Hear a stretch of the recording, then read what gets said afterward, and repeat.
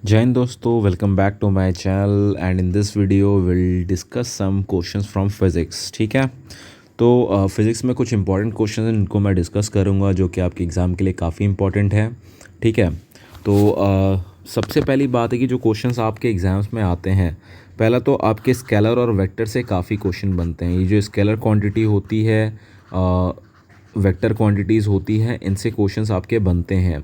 कभी कभी इनकी यूनिट्स वगैरह के बारे में पूछा जाता है आपसे। कभी कभार एग्जांपल में दे देंगे, पूछेंगे हाँ भाई ये कौन सी इसमें स्केलर है, कौन सी वेक्टर है। ठीक है, तो ये थोड़ा सा एक इंपॉर्टेंट पोर्शन, इससे एक दो क्वेश्चन करीब करीब बन जाते हैं आपके। ज़्यादा लकी रहे तो आप थोड़ा ज़्यादा क्वेश्चन ले जाओगे इसमें से। ठीक है, तो पहले हम जानते हैं कि स्केलर क्वांटिटी में क्या होती है। ठीक है चीज़ें, तो scalar quantity is defined as the physical quantity with magnitude and no direction. ठीक है, इसमें क्या होता है, इसमें मैग्नीट्यूड होता है साथ में और कोई डायरेक्शन नहीं होती इसमें। ठीक है, मैग्नीट्यूड एंड नो डायरेक्शन। ठीक है, इसमें मैग्नीट्यूड होता है बट डायरेक्शन नहीं होता। अभी चलते हैं हम दूसरा वेक्टर क्वांटिटी की तरफ कि वेक्टर क्वांटिटी में क्या चीज़ें होती हैं। A vector quantity is defined as a physical quantity that has both direction as well as magnitude.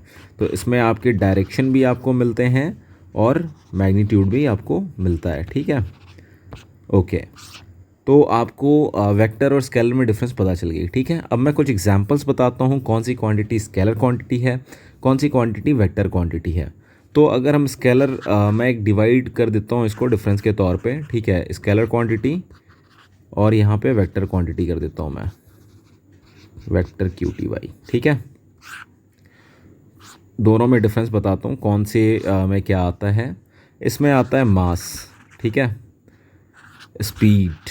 इनको थोड़ा याद कर लेना बिकॉज ये इंपॉर्टेंट है और हर बार इनमें से क्वेश्चन तो बनते ही बनते हैं। ठीक है, इसके बाद रहा टाइम, इसके बाद रहा एरिया, इसके बाद रहा वॉल्यूम, इसके बाद रहा डेंसिटी। ये जो थोड़े कॉमन से हैं मैं उनके बारे में बता रहा हूँ, बाद बाकी आप नेट से देख के पढ़ सकते हैं। आपको वहाँ पे जो बची कुची डिटेल्स हैं वो मिल जाएंगी, बट जो बेसिक एक कॉमन सी है मैं उन कॉमन के बारे में आपको थोड़ा हल्का हल्का बता देता हूँ। ठीक है, वैसे क्वेश्चन भी आपके इन्हीं से बनते हैं, ज़्यादा इनसे हट के नहीं आते हैं। ठीक है, linear momentum, linear momentum, acceleration. कभी कभी इनके ना फॉर्मूलाज भी पूछ लिए जाते हैं आपसे एग्ज़ाम में, तो थोड़ा फार्मूला के ऊपर भी ध्यान रखना कि जैसे एक्सेलेरेशन का क्या है। ठीक है, मास इंटू एक्सेलेरेशन, सॉरी, उसका क्या है, पी स्क्वल टू, पता नहीं, मेरे को एग्जैक्ट याद नहीं आ रहा, मैं बताता हूँ आपको आगे इसमें क्या है। डिस्प्लेसमेंट हो गया, मतलब एक्चुअली जो इसकी फॉर्मूला है, जो डेफिनेशन है, सीधे डेफिनेशन को बताना है आपने। ठीक है, डेफिनेशन को बता के आपने आगे करना है। तो डिस्प्लेसमेंट है, जैसा कि मैंने आपको एक्सेलेरेशन के लिए बताया था, तो एक्सेलेरेशन के बराबर क्या होती है, change in velocity by time. ठीक है, वेलोसिटी बाई टाइम। ठीक है, तो कभी कभार ये फार्मूलाज भी आपसे पूछ लिए जाते हैं। ठीक है, इसके बाद डिस्प्लेसमेंट है, इसके बाद आता है अगला आपका क्वांटिटी में मोमेंटम, उसके बाद एंगुलर वेलोसिटी, एंगुलर वेलोसिटी, इसके बाद फोर्स है। ठीक है, फिर उसके बाद इलेक्ट्रिक फील्ड है, उसके बाद पोलराइजेशन है। ठीक है, तो ये जो सारी चीज़ें हैं इनके ऊपर आपसे क्वेश्चंस पूछी जाती हैं, तो इनको थोड़ा देख लेना रिक्वायर्ड होगा। ठीक है, काफ़ी हेल्पफुल चीज़ भी हैं और ये आगे भी आपको काम देंगी। साथ ही साथ एक चीज़ और बताना चाहूँगा, अगर किसी को कोई नोट्स की रिक्वायरमेंट है तो आप इस नंबर पर कांटेक्ट कर सकते हैं। यहाँ पे आपको पूरे सब्जेक्ट की नोट्स यहाँ पे अवेलेबल हो जाएगी। ठीक है, यहाँ पे इस नंबर पर कांटेक्ट करके आप नोट्स अवेल कर सकते हैं। नोट्स पेड है, आपको काफ़ी फ़ीज़िबल रेट में नोट्स प्रोवाइड करी जाती हैं और नोट्स काफ़ी रिलेवेंट हैं। मैंने एग्ज़ाम से पहले भी काफ़ी वीडियोज़ अपलोड किए थे जहाँ पे आपको काफ़ी चीज़ें देखने के लिए मिली होंगी जो कि थोड़ी सी रिलेवेंट थी, जिससे आप अंदाज़ा लगा सकते हो नोट्स कितनी रिलेवेंट होंगी। चलिए, तो हम अगला जो चीज़ हम बताने वाले हैं वो ये है कि जो एसआई यूनिट्स हैं उनको कौन सी क्वांटिटी है और उनको किस में मापा जाता है। मतलब उनकी जो हम लिखते हैं, जैसे फोर्स के लिए न्यूटन का इस्तेमाल होता है। ठीक है, आपकी यूनिट्स को जैसे रिप्रेजेंट करते हैं उन चीज़ों के बारे में मैं आपको बताने वाला हूँ। ठीक है, तो एसआई डिराइव्ड यूनिट में क्या है, आपकी फ्रीक्वेंसी, ठीक है, पहले मैं फ्रीक्वेंसी के बारे में बताता हूँ। आगे आगे मैं और भी बताने वाला हूँ। फ्रीक्वेंसी में फ्रीक्वेंसी को किस पे नापते हैं हम? हर्ट्ज़ में। ठीक है, आपको अगर यूनिट पूछिए तो हर्ट्ज़। एंगल का क्या होता है? एंगल का होता है रेडियन। ठीक है, ओके।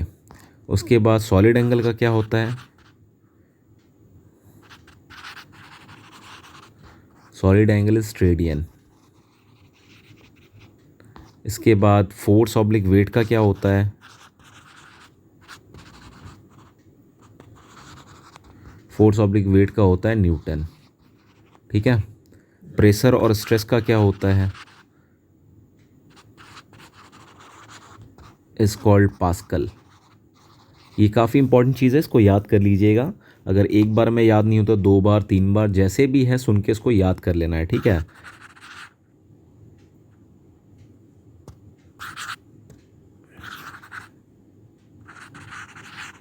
Energy, work, heat.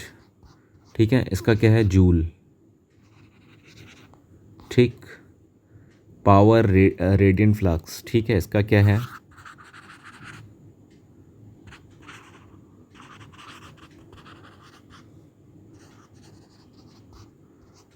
इसका होता है वाट। इलेक्ट्रिक चार्ज और इलेक्ट्रिक फ्लास्क।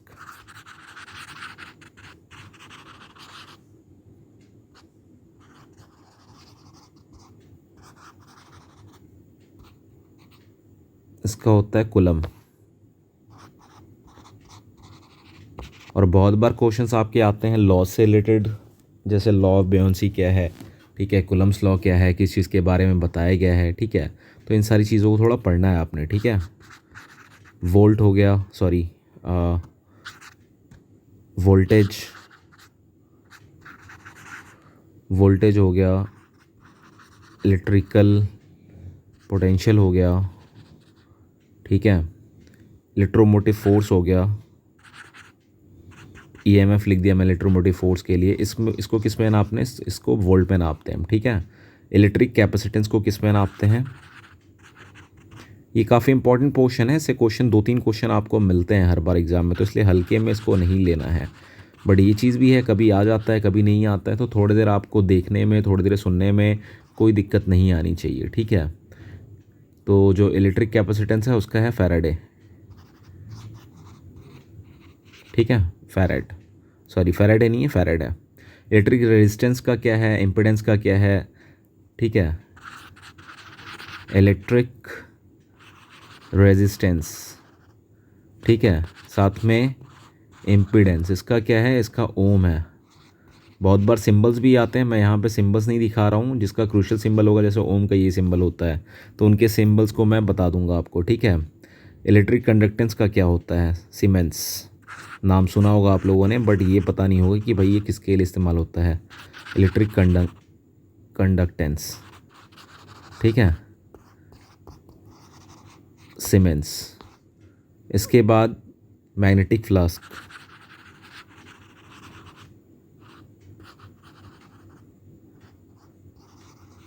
वेबर। ठीक है, magnetic field strength, magnetic flux density, इसका क्या होता है? टेस्ला।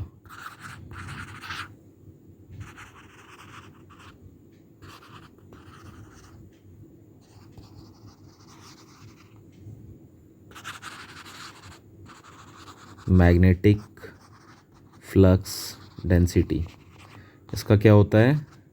टेस्ला। ये सारी चीज़ें पता होनी चाहिए, कॉमन चीज़ों में भी काम आती हैं। टेस्ला। ठीक है, TESLA। उसके बाद इंडक्टेंस का क्या होता है? इंडक्टेंस का होता है हेनरी।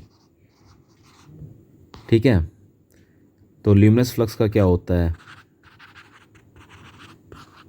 ल्यूमिनस फ्लक्स का होता है ल्यूमेन। ठीक है, तो ये सारी थोड़ी बेसिक थी, तो इनके बारे में आपको नॉलेज होना चाहिए। और अगर आपको ये वीडियो अच्छी लगी और आप चाहते हैं मैं कोई और टॉपिक लेके आऊँ कुछ और चीज़ें आपकी क्लियर नहीं है फिज़िक्स में तो मेरे को पक्का कमेंट सेक्शन में कमेंट करके बताइए। मैं कोशिश करूँगा नए वीडियोज़ लेके आने के लिए।